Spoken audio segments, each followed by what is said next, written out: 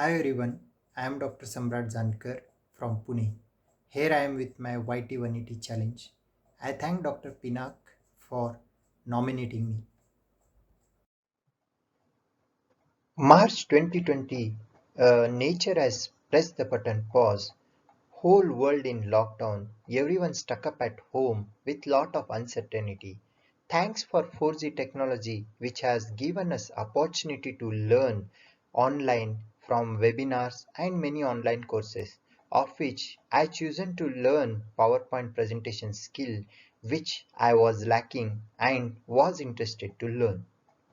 A quite interesting study from Microsoft in 2015, they found that human attention span is just 8 seconds, which is 1 second less than the goldfish.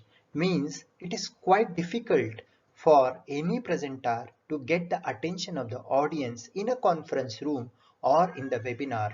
At the same time, which is quite difficult task to keep the attention of the audience with us throughout the presentation.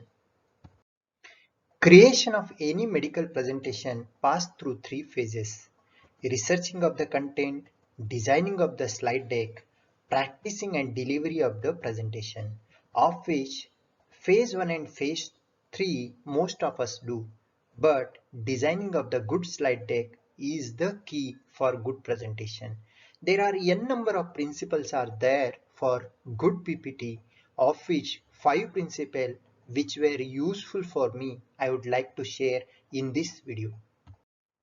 It is not important what you can feel, it is more important that what your audience expect from you.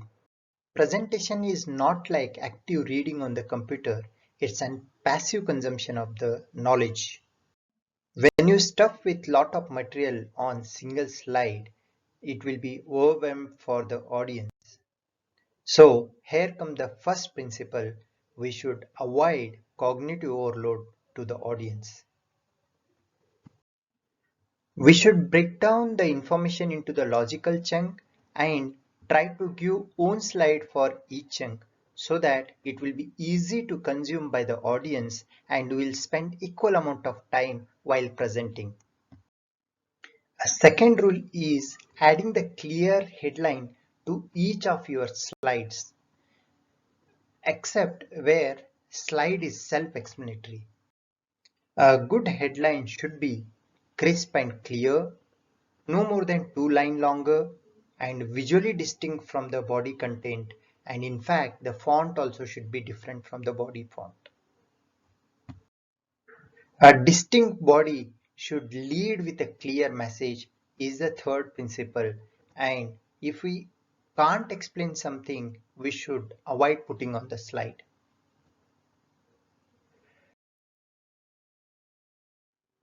Very interesting study in this, they found that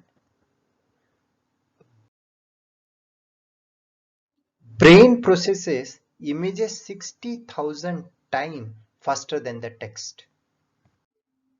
A cognitive theory of multimedia learning, where they found that when presenter showing the visuals along with the vocals of the text, which will form the visual and verbal model and which will integrate with a prior knowledge, leads to long-term memory. If there is absence of visual model, integration will not form, the audience will forget before leaving the conference room. Here comes the fourth principle: create the visual slides. Visual slide doesn't mean just copy and paste the image. There are n number of visuals we can create based on the type of data. Presentation has more number and it is a data driven. We can use a bar chart or column chart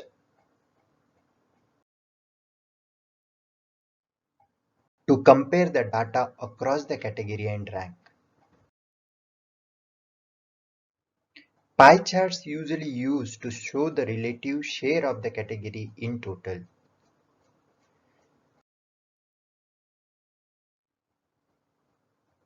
Line chart usually used to show the trends in the series over the time.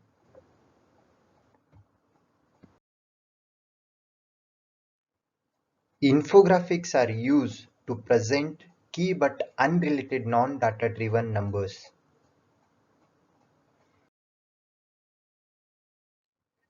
Flowchart when item moves from one stage to next.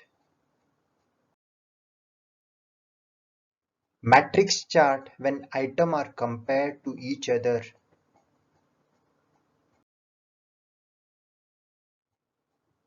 Connection when item are connected to each other. To present the list rather than routine bullet, we can use visualizing list. Fifth principle is have full control over your presentation by using custom-made animation and transition. These are the few slides which I presented in a presentation. By using all these principles, they turn to be good slides.